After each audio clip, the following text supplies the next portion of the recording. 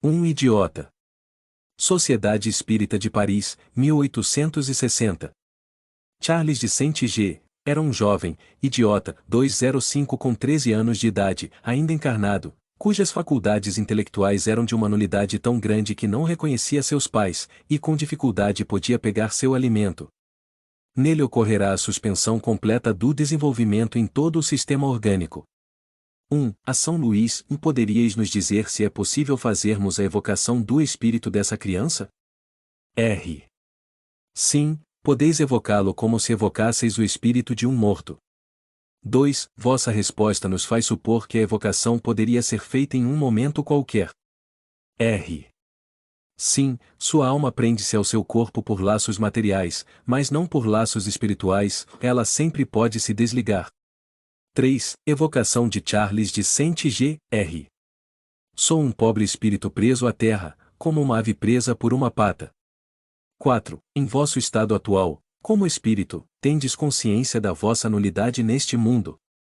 Rua certamente, sinto bem o meu cativeiro. 5. Quando o vosso corpo dorme, e que o vosso espírito se desliga, tendes as ideias tão lúcidas como se estivesseis em estado normal. R. Quando o meu infeliz corpo repousa, sou um pouco mais livre para me elevar em direção ao céu onde absorvo o ar. 6. Experimentais, como espírito, uma sensação penosa do vosso estado corporal. R. Sim, já que é uma punição. 7. Recordais vossa existência anterior? R.O. Sim, ela é a causa do meu exílio no presente. 8. Que existência foi essa? R. A de um jovem libertino durante o reinado de Henri III. 2069. Dissestes que vossa condição atual é uma punição, então ela não foi escolhida por vós? R. Não. 10. Como vossa existência atual pode servir para o vosso adiantamento no estado de nulidade em que vos encontrais? Rua diante de Deus, que a impôs, ela não é nula para mim. 11. Podeis prever a duração da vossa atual existência? R. Não, ainda mais alguns anos e voltarei à minha pátria. 12. Desde vossa existência anterior até a encarnação atual. Que fizestes como espírito? R. Como eu era um espírito leviano, Deus impediu a minha ação.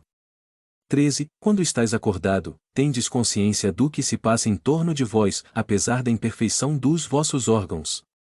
R. Eu vejo, eu ouço, mas o meu corpo não compreende nem vê nada. 14. Podemos fazer qualquer coisa que vos seja útil? R. Nada. 15. A São Luís, as preces por um espírito que está encarnado podem ter a mesma eficácia que por um espírito errante? R. As preces sempre são boas e agradáveis a Deus. Nas condições em que se encontra esse pobre espírito, elas não lhe podem servir para nada, mas servirão mais tarde, porque Deus as levará em consideração. Esta evocação confirma o que sempre foi dito sobre os idiotas.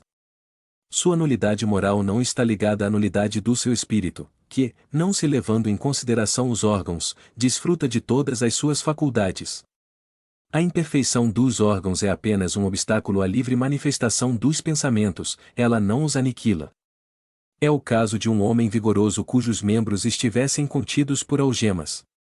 Instrução de um espírito sobre os idiotas e os cretinos, dada na Sociedade de Paris. Os cretinos são seres punidos na terra pelo mau uso que fizeram de faculdades poderosas. Sua alma está encarcerada em um corpo cujos órgãos incapazes não podem exprimir seus pensamentos. Esse mutismo moral e físico é uma das mais cruéis punições terrestres. Muitas vezes ela é escolhida pelos espíritos arrependidos que querem expiar suas faltas. Essa provação não é estéril porque o espírito não permanece estacionário na sua prisão de carne, esses olhos aparvalhados veem, esse cérebro deprimido concebe, porém, nada pode traduzir nem pela palavra nem pelo olhar, e, exceto o movimento, eles se encontram moralmente na situação dos letárgicos e dos cataléticos que veem e entendem o que se passa à volta deles sem poder exprimi-lo. Quando tendes, em sonhos, esses terríveis pesadelos em que quereis fugir de um perigo, em que soltais gritos para pedir socorro, enquanto vossa língua fica presa ao céu da boca e vossos pés ao chão, experimentais por um instante o que o cretino experimenta sempre, paralisia do corpo ligada à vida do espírito. Quase todas as enfermidades têm, assim, sua razão de ser, nada ocorre sem causa, e o que chamais injustiça da sorte é a aplicação da mais alta justiça. A loucura também é uma punição pelo abuso de grandes faculdades. O louco tem duas personalidades, aquela que desvairia e a que tem consciência de seus atos, sem poder dirigi-los. Quanto aos cretinos, a vida contemplativa e isolada da sua alma, que não tem as distrações do corpo, pode também ser agitada pelos acontecimentos, como as existências mais complicadas, ou alguns se revoltam contra seu suplício voluntário, revoltam-se por tê-lo escolhido e sentem um desejo furioso de voltar a uma outra vida, desejo que os faz esquecer a resignação com a vida presente, e o remorso da vida passada do qual têm a consciência, porque os cretinos e os loucos sabem mais que vós, e sob sua incapacidade física se esconde um poder moral do qual não tendes nenhuma ideia. Os atos de furor ou de imbecilidade, aos quais seu corpo se entrega, são julgados pelo ser interior que por ele sofre e deles se envergonha. Assim, escarnecer deles, injuriá-los, maltratá-los mesmo, como algumas vezes se faz, é aumentar seus sofrimentos, porque é fazê-los sentir mais duramente sua fraqueza e sua degradação, e se eles pudessem, acusariam de covardes aqueles que agem dessa forma, já que eles sabem que sua vítima não pode se defender. O cretinismo não é uma das leis de Deus, e a ciência pode fazê-lo desaparecer, já que ele é o resultado material da ignorância, da miséria e da indignidade. Os novos processos de higiene que a ciência, que se tornou mais prática, pois ao alcance de todos, tendem a destruí-la. Sendo o progresso a condição terminante da humanidade, as provas impostas serão modificadas e seguirão a evolução dos séculos, deverão ser todas morais, e, logo que a vossa terra, jovem ainda, houver concluído todas as fases da sua existência, ela virá a ser morada de felicidade como outros planetas mais adiantado. Pierre Joute, pai do médium. Houve um tempo em que se pôs em discussão a alma dos cretinos, e se perguntava se eles realmente pertenciam à espécie humana. O modo pelo qual o espiritismo os faz serem considerados não é de uma alta moralidade e de um grande ensinamento? Não existe matéria para sérias reflexões ao pensarmos que esses corpos desfavorecidos encerram almas que talvez tenham brilhado no mundo? Que suas almas são tão lúcidas e pensam tanto quanto as nossas, sob o grosseiro invólucro que lhes sufoca as manifestações, e que um dia pode acontecer o mesmo conosco, se abusarmos das faculdades que a providência nos concedeu.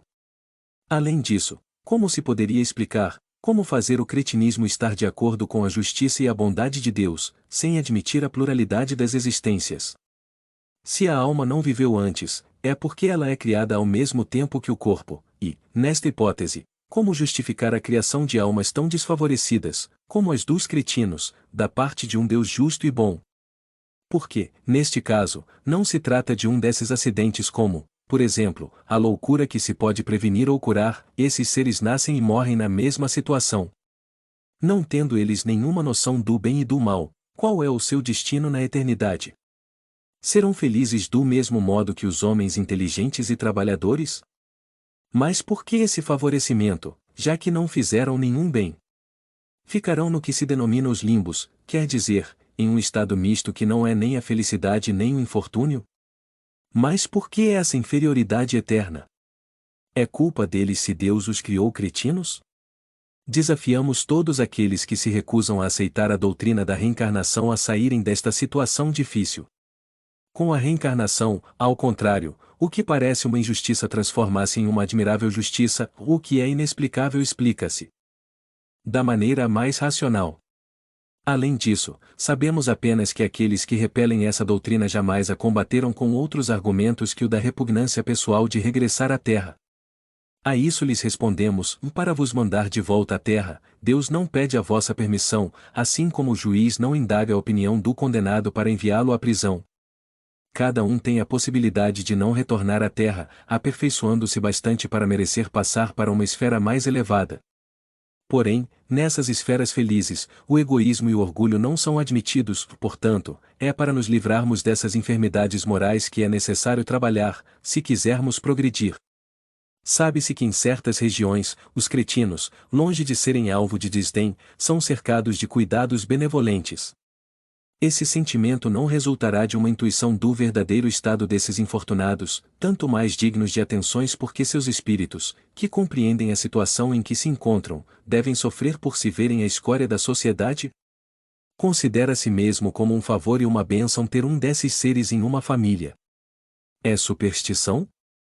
É provável, porque entre os ignorantes a superstição mistura-se às ideias mais santas das quais eles não se apercebem. Porém, em todos os casos, para os pais é uma ocasião de exercer uma caridade tanto mais meritória porque, sendo geralmente pobres, é para eles um encargo sem compensação material. Há mais mérito em rodear de cuidados afetuosos uma criança desfavorecida, que aquela cujas qualidades oferecem uma restituição. Ora, a caridade do coração, sendo uma das virtudes mais agradáveis a Deus, sempre atrai sua bênção sobre aqueles que a praticam.